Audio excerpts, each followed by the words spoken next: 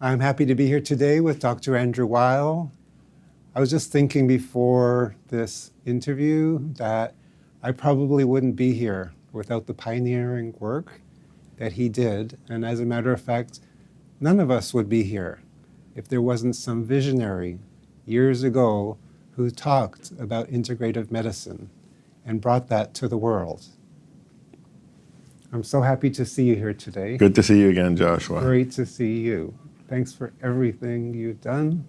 Very welcome. Continue to do. I was just in Denver and ate at your restaurant. And it's wonderful to have fast, tasty, delicious, reasonably priced food. How did you do it? Well, I'm a very good home cook, and over the years, many people said you ought to open a restaurant. But I was smart enough to know that I knew nothing about the restaurant business, and it looked like a very tough business. So I was never tempted by that. And then about 9 years ago, a mutual friend introduced me to a very successful restaurateur in Arizona. I proposed him the idea of serving healthy, delicious food. He thought it wouldn't sell. He said health food doesn't sell.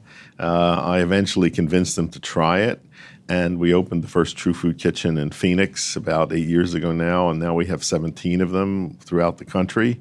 And it's just wonderful to see people of all ages loving this food, which I have always made. The food is great. The environment is fun and exciting. It's been enjoyable for me to do. That's great. Well, let's go all the way back to the beginning. Yeah. How did you get into integrative medicine? How did you switch out from traditional?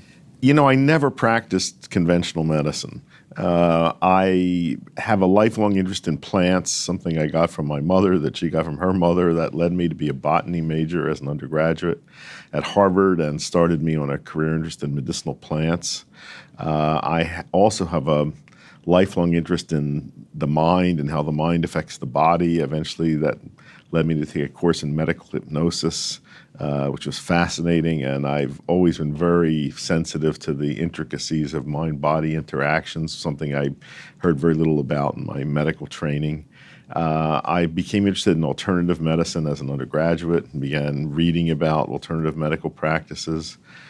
And then when I finished my basic clinical training, I just felt I didn't want to go on with that kind of medicine. It wasn't what I was interested in, but I didn't know what to do instead of that. So I began to travel around the world and look at other healing practices in other cultures, gradually put together my own system, which at first I called natural and preventive medicine and then came to call integrative medicine. That's fascinating. Yeah. What's one common misconception about health and wellness today? Well, I think the biggest one is that most people have no confidence in the body's amazing ability to heal itself and maintain itself. The human organism is incredibly resilient. It has the ability to know when it's been injured or damaged, to regenerate tissue, to repair itself, to adapt to injury and loss. And I think that among both patients and doctors, there's a great deal of underselling of that capacity for self-maintenance, self-repair, self-regulation. I know when I was growing up, when I would get sick, my father would say to me, I'll either give you the medication and you'll be better in a few days, or I won't give you the medication. And you'll be better in a few days. There's also a famous adage that the main business of a doctor should be to distract the patient while time cures the problem. It's beautiful. Yeah. What about women's health? What can we do to help women? Oh, that's a big issue. When I was in my class at Harvard Medical School, I graduated in 1968. There were 12 women out of 125 students, and they were given a really hard time. And, throughout history, medicine has been a fraternal guild that's been dominated by men. And for a long time, women were seen as unfit to enter the practice of medicine. Now that's totally changed. Often women outnumber men in medical school classes, but I think there still is a great deal of holdover of that legacy of paternalism.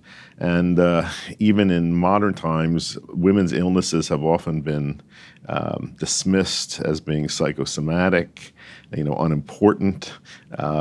Women have been targeted for the marketing of psychiatric drugs, anti-anxiety drugs, antidepressant drugs. Their physical complaints often haven't been taken seriously. In drug testing, we have not used women as subjects, so we often don't know the gender differences in response to medications. There are many problems there. And then aside from that, there's also the fact that women are the caregivers in our society, so they experience different kinds of and often more severe forms of stress than men. Now, on the other side of that, I think women generally take better care of themselves than men. They're more willing to seek help if there are problems in their bodies, and men are much more likely to deny things. And I also find that women are much more open to natural therapies, alternative medicine. They have really been the leaders in the holistic health movement and the integrative medicine movement. What are the main challenges you're finding with women these days? Well, I think, women are, first of all, women's physiology is different, and especially their genitourinary systems are more complicated than those of men. So that exposes them to kinds of illnesses that men are not subject to. And there are hormonal issues that women have and hormone-related problems, whether that's, loss of bone density after menopause, all the issues around menopause, both psychological and physical. There are stress-related problems. Many women complain of fatigue, of no energy, and this is often dismissed as being psychological when in fact it may have a physiological basis.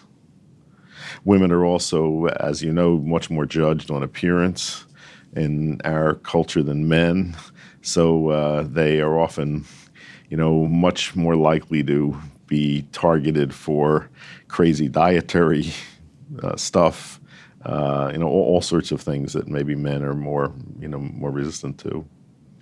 What do you enjoy about speaking at Integrative Nutrition? Oh, I love the enthusiasm of the participants here. I mean, they're just terrific. It's one of the, best and brightest audiences that I get to talk to. So what do you think about the future of medicine and the future of health coaching? Well, the future of medicine is really clouded right now because high-tech medicine is simply not sustainable. Nobody can pay these bills anymore. And, integrative medicine places a great deal of emphasis on lifestyle choices. So I think the ability of health professionals to counsel patients about lifestyle, about diet, about exercise, about how to manage stress and so forth, this is all important. And most physicians don't have time to do that today. And I think this creates a great possibility for health coaches to be extremely useful in healthcare systems of the future. That's great. Thank you. I have one last question. Yes. What would I need to do to grow a beard like that? Thank you so much for watching that video. We were honored to have Dr. Weil sit down and talk with Joshua, and we're thrilled to be able to share their conversation with you. Please like and subscribe for more health and wellness content, like interviews with thought leaders like Dr. Weil and Dr. Oz, healthy recipes, self-care guides, and more.